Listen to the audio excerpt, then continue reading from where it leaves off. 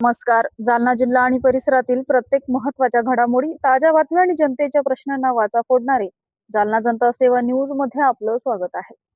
एका वर्षापूर्वीच्या दुश्मन स्टाईल खुनाच्या गुन्ह्याची उकल, आरोपी पोलिसांच्या जाळ्यात. कदीम जालना पोलिसांची विशेष कामगिरी.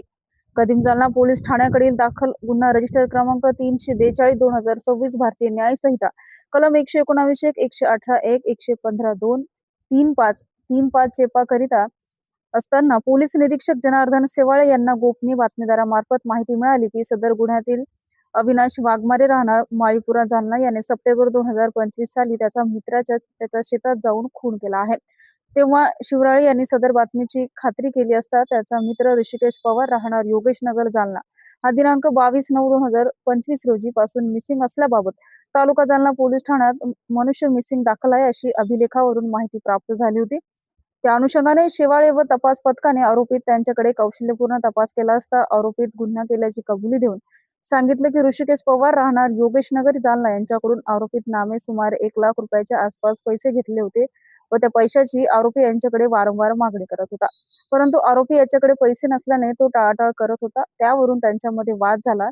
त्यानंतर आरोपी याने ऋषिकेश पवार यास पैसे नंतर देतो तुला आज पार्टी देतो असं सांगून त्याच्या बठाण गावाच्या हद्दीतील मोटरसायकलवर शेतात घेऊन जाऊन तेथे बियर पिल्यानंतर मला पैशाकरिता शिवीगाळ का केली असं बोलून प्रथम हाताने गळा आवळला, तसेच नंतर नायलॉन रुमालाने गळा आवळून जीवे ठार मारले. सदर प्रेत स्कॉर्पिओ गाडीत टाकून दुधना नदी पात्र टाकून दिले व पुरावा नष्ट केला आहे असं सांगितल्याने आम्ही सदरची माहिती अनंत कुलकर्णी उपविभागीय पोलीस अधिकारी विक्रम साळी अपर पोलीस अधीक्षक जालना, तेगबीर सिंधू पोलीस अधीक्षक जालना यांना व्यवस्थितरित्या माहिती दिली होती. त्यानंतर सदर प्रकरणी पोलीस अधीक्षक यांनी अनंत कुलकर्णी उपविभागीय पोलीस अधिकारी यांच्या मार्गदर्शनाखाली विशेष तपास पथक नेमून सदर मयताचे प्रेताचे शोध घेऊन कारवाई करण्याचे आदेश दिले होते. त्याप्रमाणे विशेष पथकाने नदी पात्रात येणारे पोलीस ठाणे अंबड, आष्टी, परतूर, मौजेपुरी तालुका जालना यांना दुधना नदीमध्ये मिळून आल्याने सप्टेंबर व ऑक्टोबर महिन्यातील बेवारस मृताची बिनतारी संदेश देऊन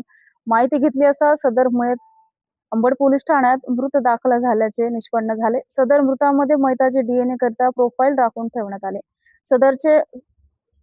सदर मयत ऋषिकेश पवार यांच्या आईने डीएनए सॅम्पल घेऊन केमिकल अॅनालायझर संभाजीनगर येथे अभिप्राय घेण्याकरिता पाठवण्यात आले होते. सदर डीएनए प्रोफाईल मिळण्याकरिता तेगबीर सिंधू पोलीस अधीक्षक जालना व विक्रम साळी अपर पोलीस अधीक्षक जालना व अनंत कुलकर्णी उपविभागीय पोलीस अधिकारी जालना यांनी प्रयत्न करून व पाठपुरावा करून सदर प्रकरणी 24 तासाच्या आत डीएनए रिपोर्ट अहवाल मिळवला आहे.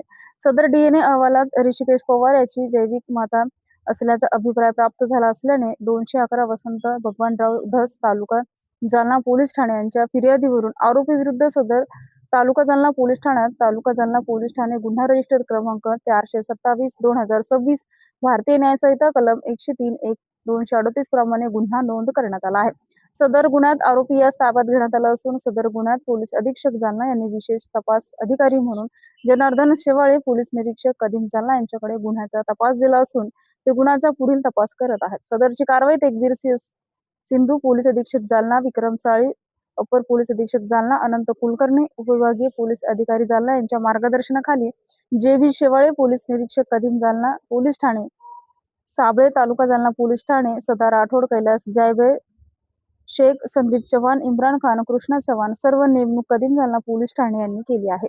अशाच विश्वासार्ह बातम्यांसाठी आमच्या चॅनलला आता सबस्क्राईब करा. इंस्टाग्राम आणि फेसबुकवर फॉलो करायला विसरू नका.